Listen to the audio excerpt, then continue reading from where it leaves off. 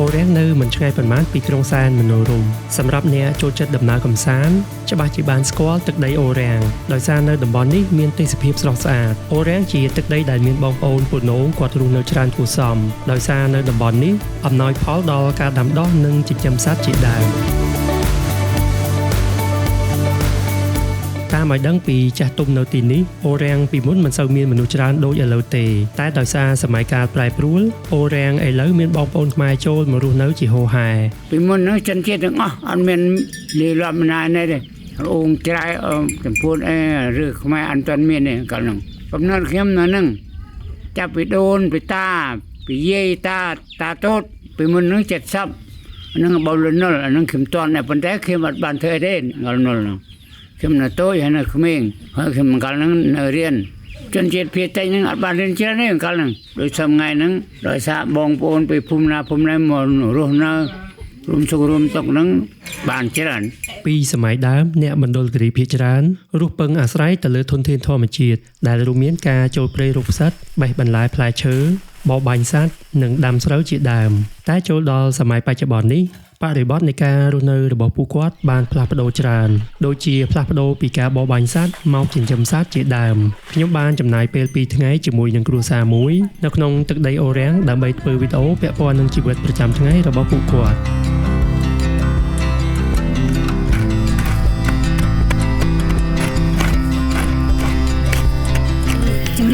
ជំរាបតលង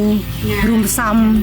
មកពីជីកាខ្ញុំបេះស្លឹកកតូនពិសិដ្ឋហើយចុងបដៅផ្សំបន្លែតាមអូតាមព្រៃ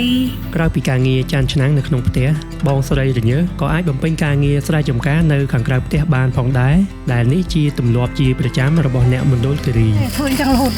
ស្រែចម្ការអត់ចូលទេមុខរបររួមទៅមនុស្សយើងtrongជីវិតមានអញ្ចឹងដែរតាមរយៈការធ្វើវីដេអូរបស់ខ្ញុំកន្លងមកសង្កេតឃើញស្ត្រីជនជាតិដើមភាគតិចភាគច្រើនគាត់ស្វិតស្វាញនឹងការងារស្រែចម្ការយ៉ាងស្ទាត់ជំនាញលើសពីនោះបងស្រីរញើសក៏មានជំនាញក្នុងការត្បាញផងដែរនៅពេលទំនេរពីស្រែចម្ការពាក្យស្ត្រីដៃ100ដែលយើងធ្លាប់ឮគឺពិតជាត្រឹមត្រូវមកពីឆ្ការទៅមកទៀទៅយើង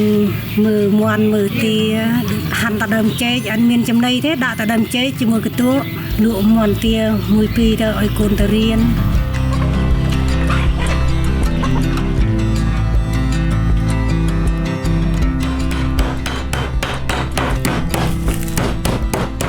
ផ្សំបន្លែតាមអូតាមព្រៃ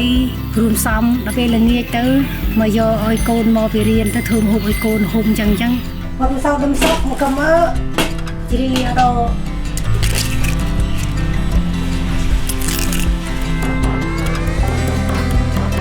ស្ត្រីជនជាតិដើមភាគតិចជាអ្នកប្រឡូកក្នុងការងារកសិកម្មប្រពៃណីរកអស់រកបន្លែផ្លែឈើសម្រាប់ផ្គត់ផ្គង់គ្រួសារពួកគាត់ជាអ្នកជួយដល់សេដ្ឋកិច្ចគ្រួសារនិងជាអ្នកចែករំលែកចំណេះដឹងដល់ក្មេងជំនាន់ក្រោយ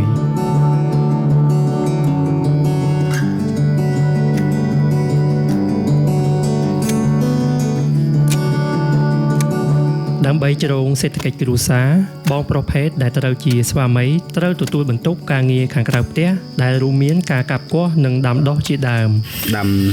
ស្រូវដាំចេកដំឡូងហើយនឹងបន្លែផ្សេងៗទៀតពីមុនយើងដាំស្រូវតាំងពីយាយតាគាត់ដាំទៅកើតដល់ពេលកូនចៅឥឡូវដាំទៅស្រូវវាមានមេរោគចឹងដោយសារអាកាសធាតុផ្លូងជួនកាលផ្លូងវារួយស្លឹកហើយនឹងវាពពាលដូចខ្លងហៅដូចខ្លងហើយมันនៅផលដែរជាទូទៅកសិករនៅទីនេះធ្វើចំការជាលក្ខណៈចំការវិលជុំដែលជាទំនៀមទម្លាប់របស់ពួកគាត់តគ្នាតាំងពីដូនតាមកម៉ែឪហើយនឹងយាយតាមុខរបរធ្វើចំការទេហើយចំគោក្របីបាទយាយតាគាត់ចំក៏មកហើយយើងបានបុចវោហើយនឹងរកបន្លែប្រសិទ្ធទាំងក្នុងព្រៃបាទចុងបដៅអីណាមុខរបរតបសំ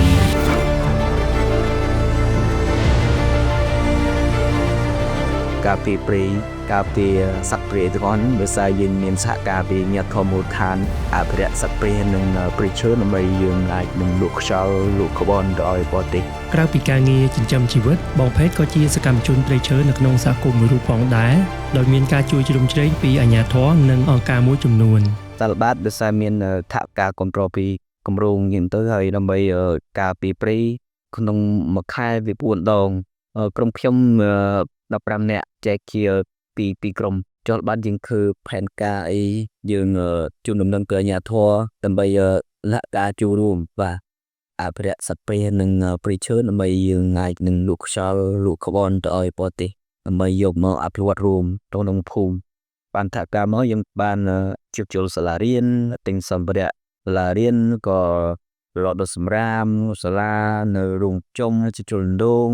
ការចូលរួមរបស់ប្រជាពលរដ្ឋជាចំណែកតូចមួយក្នុងការជួយទប់ស្កាត់អភិរក្សដែលធ្វើឲ្យប្រព័ន្ធអេកូឡូស៊ីបានបន្តនិងថិតថេរដើម្បីបានជាប្រភពចំណូលដ៏សំខាន់មួយសម្រាប់ប្រជាពលរដ្ឋពិសេសសម្រាប់បងប្អូនជនជាតិដើមភាគតិចដែលរស់នៅផ្សារភ្ជាប់ទៅនឹងធម្មជាតិពឹងផ្អែកទៅលើអនុផលព្រៃឈើនិងរក្សាបាននៅបរិស្ថានល្អសម្រាប់មនុស្សជាតិទូទៅ